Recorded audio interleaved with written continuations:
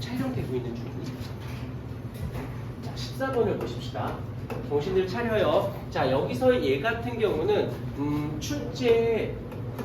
출제가 거의 100%다라고 보시면 되세요. 하지만 난이도는 높지 않습니다. 거의 완전 하는 아닌데 그냥 중하라고 해서 보통 이것 때문에 등급이 만들어 1, 2등급은 아니야. 하지만 3등급을 가기 위해 3등급이라고 하는 베이직을 깔기 위해서는 얘는 알고 있어야 되는 부분이에요. 알고 있어야 되는 부분. 그래서 얘 같은 경우는 개념적인 개념 정리를 그러니까 이런 거를 내가 풀어주는 이유가 문제 스킬 때문이 아니라 개념을 다시 한번 정리를 반복해주기 위해서 나온다라고 생각하시면 됩니다. 자, 여기서 보시게 되면 이제 다음은 용광로의 단면적의 철의 재련 과정에서 일어나는 화학 반응인데, 자, 한번 교통정리. 여기서 보면 철의 재련이라는 단어가 나와요.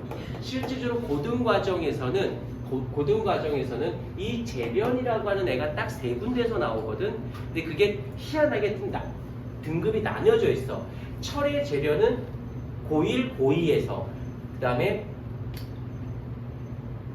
에서 나누게 되고 알루미늄의 재련이 또 있습니다. 알루미늄 재련이 있거든. 근데 그거는 고2, 고3 쪽에 들어있어서 약간은 차이가 있어요. 그래서 이 재련이라는 말의 뜻은 무엇이냐면 산화철로 되어져 있는 산화물로 되어져 있는 아이를 순수한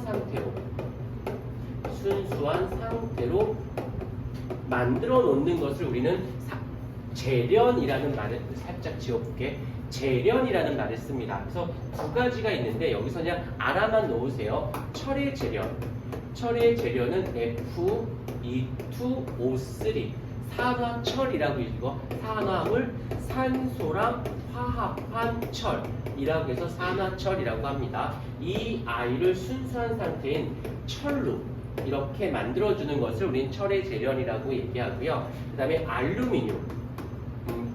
알루미늄이라는 아이가 있는데 이 알루미늄의 재련도 있어요.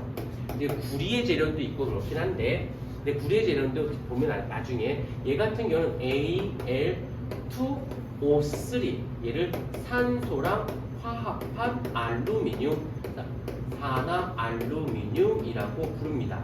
이 아이가 재련을 하게 되면 순수한 상태의 얘가 이렇게 되어지는 거예요. 그런데 얘네들의 공통점을 보자. 재련을 하고 났어. 재련을 하고 봤더니 지금 화학식만 보세요. 재련을 하고 봤더니 공통점이 뭐야? 산소가 사라졌죠? 맞습니까? 없어졌어. 그 순수한 상태로. 이러면 산소를 잃어버렸으니까 우리는 무슨 반응이다라고 한다? 산화 반응이라는 말을 씁니다. 산소를 잃어버렸으니까. 오케이. 그러면 여기서 끝나지 말고 어떤 단어가 꼭 맞물려. 이게 첫 번째고, 두 번째 꼭 다시 한번 복습이야. 계속 저거 아는데요 하지만 머릿속에 완벽하게 넣어줘야 돼요.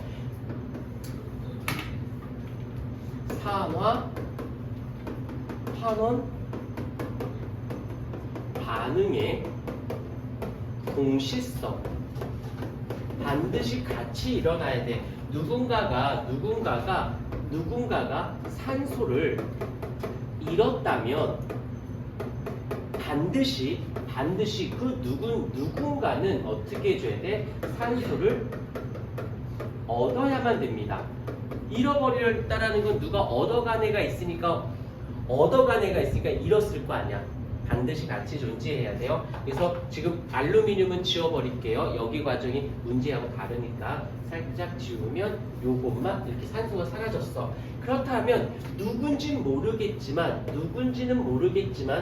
어떻게 해줘야 돼? 얘가 이렇게 반응 과정에서 산소를 얻어서 얘가 무엇을 해?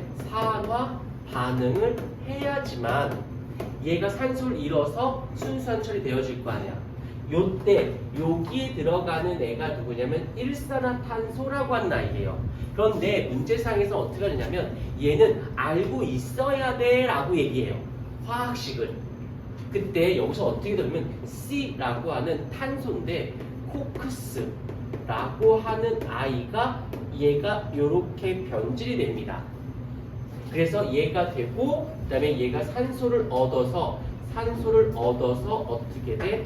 요 아이가 CO2가 되어지는 겁니다. 자, 이렇게 하면 원론적인 부분인데 이제 이러지 말고 화학식으로 써볼게요. 화학식으로. 먼저 코크스가 있어요. 그러면 여기서 산소와 결합을 합니다. 그런데 얘가 어떻게 돼? 두 개가 돼서 두 개의 CO, 그래서 탄소 두 개, 산소 두 개에서 두 개의 일산화탄소가 된 거야. 그러면 요 산화철을 이쪽에다 써볼게요. Fe2O3가 있고 요거 중에서 두 개가 만들어지긴 하였으나 이쪽에서는 어떻게 세 개의 일산화탄소를 끌고 들어옵니다. 그러면 요거를 다시 한번 쓸게요. 요 말은 일산화탄소가 몇 개 있다? 세 개 있다는 뜻이거든. 그러면 요 산소가 요렇게 하나, 요렇게 하나, 요렇게 하나 가져가 버려요. 그러면 얘만 남아버렸네. 그래서 어떻게 돼? 두 개의 Fe2가 되어지고 요게 총 산소 하나씩 얻었으니까 더하기 세 개의 CO2가 되어지겠지. 이렇게 되면 어찌 됐건 간에 얘 입장에서는 산소를 잃었잖아. 그러니까 무슨 반응? 환원 반응이 되어진 거죠. 그래서 여기서 산소를 잃었으면 우리는 뭐라 그래? 환원 반응. 산소를 얻으면 산화 반응. 개념 정리하고 있는 중입니다. 이렇게 정리가 됐어요. 그러면 얘 입장에서는 지금 산소를 얻었잖아. 산소를 얻었죠? 그래서 얘가 CO2가 됐으니까 산소를 얻었네요. 그러면 얘는 무슨 반응? 산화 반응을 하였다라고 하죠. 그런데 여기서 살짝 여기서 중요한 건 얘가 산화 반응 산소를 얻는 게 중요한 거니 얘가 산소를 잃어버리는 게 중요한 거니 제목 처음으로 가봐. 철의 재련이지. 순수한 상태인 얘를 얻는 게 중요한 거지. 얘가 있다고가 되는 게 중요해? 하나도 안 중요해. 어디 가니 얘? 얘가 되는 게 중요하잖아. 그러니까 얘는 무슨 아이야? 환원할 수 있게끔, 얘가 환원할 수 있게끔 도와주는 물질인 거지. 많이 길다. 한 단어로 줄여볼래? 뭐라고요? 늠름하게 반대로 대답했네. 환원할 수 있게끔 도와주는 물질이니까 얘는 환원제지. 자신은 산화 반응을 하여서 얘를 환원할 수 있게끔 도와준 물질이잖아. 그럼 우리는 환원제라고 한다고. 누가? 일산화탄소가. 일산화탄소는 산화 반응한 게 맞아. 하지만 환원할 수 있게 필요한 물질이라서 환원제라고 한다고. 오케이. 그럼 문제를 보도록 할게요. 그러면 화학식은 여기 써놨으니까 화학식은 답을 구할 수 있겠죠? 그래서 이렇게 되면 문제 되는 건 이렇게 하나만 정확히 해놓으면 장담하는데 얘는 무조건 나와요. 근데 난이도가 높진 않은데 얘가 나오는 이유가 너무 유명한 문제라서 자주 출제가 돼서 화학식 작성하는 거 정도 하고 산화환원 이런 거, 그다음에 산화제. 얘는 여기서 보면 산화제 환원제라는 말이 안 나와 있기 때문에 이 문제의 난이도는 높지 않은 거예요. 산화제 환원제라는 말이 나오면 난이도가 높아지는 거고. 왜냐? 산화제 환원제는 통합과학 수준의 내용이 아니야. 그런데 보조 자료로 내요. 그런데 학교 선생님이 1학년인 통합과학의 산화환원, 통합과학만 가리키는 선생님은 없어요.